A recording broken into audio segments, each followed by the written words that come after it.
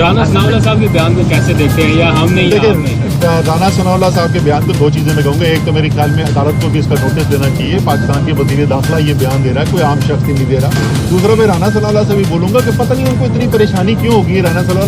رانا صاحب آپ کے وجود کو ختم کرنے کا ہمارا کوئی ارادہ نہیں ہے. 3.5 سال حکومت کر کے گئے ہیں. وجود ختم کرنا ہوتا تو اس وقت کیا ہوتا, اور نہ انشاءاللہ تعالیٰ کسی اور کا وجود ختم ہونے والا ہے.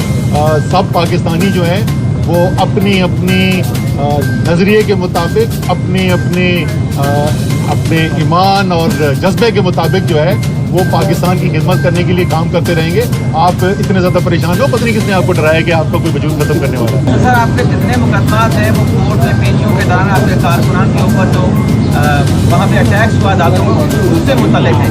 آپ ایک مجھے کوئی انسیڈنٹ بتا دیں کہ نواز شریف مریم نواز پیش ہوئی ہوں اور وہاں پہ جوڈیشل کمپلیکس کے اوپر پتھراؤ کیا گیا. اچھا, میں آپ کو پہلی بات تو وہ پوری ویڈیوز موجود ہیں کہ مریم نواز پیشی کے لیے جا رہی ہیں اور گاڑی کے اندر پتھر جمع کر کے پتھراؤ کیا گیا. تو معذرت کے ساتھ وہ ویڈیو تو اگر آپ کو نہیں ملا تو آپ کو پہنچا دیا جائے گا.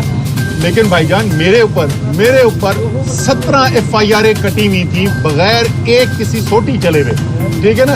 اس دن بھی جو ہے جوڈیشل کمپلیکس کے اوپر میرے پر دہشت گردی کا پرچہ کٹا. میں سارا دن ادھر اسلام آباد ہائی کورٹ کے اندر تھا اور یہاں پہ سارے کبھی وہ چیف جسٹس صاحب کے پاس جا رہے ہوتے تھے, کبھی میں سپریم کورٹ چیف جسٹس سے بات کہا تھا. تو یہ ان پرچوں کا حقیقت سے کوئی تعلق نہیں. مقدمات پہ مقدمات بنائے جا رہے ہیں اور ضمانتیں کرا کے میرا خیال ہے آپ بھی تھک گئے ہیں. اگر کہیں کل کو گرفتار کیا جاتا ہے جیسے کہ انٹینشن رانا ثناءاللہ کی انٹرویو سے بھی ظاہر ہو رہی ہے کہ وہ کرنا چاہ رہے ہیں, اس صورت میں PTI کیا کرے گی؟ دیکھیں مقدمے جو ہیں وہ تو صرف مقدموں کی تعداد ہی دیکھ لیں تو آپ کو پتہ چل جائے گا کہ جھوٹے مقدمے بنائے جا رہے ہیں. ہم تو پچھلی دفعہ دہشت گردی کی عدالت میں پیش ہوئے تھے تو جج صاحب بھی کہہ رہے تھے کوئی پریشان ہو گئے کہ دوسرے دن کو 4 اور مقدمے لے کر آ جاتے ہیں. تو یہ تو بالکل اس میں کوئی شک نہیں کہ یہ جان بوجھ کے کیا جا رہا ہے, الجھانے کے لیے, خطرات پیدا کرنے کے لیے. لیکن کیونکہ تحریک انصاف اور عمران خان ہمیشہ قانون کی بالادستی میں یقین رکھنے والے لوگ ہیں, اس لیے جب عدالت کا حکم ہوتا ہے تو پیش بھی ہوتے ہیں. عمران خان صاحب آج بھی یہاں پر پیش ہو جائیں گے.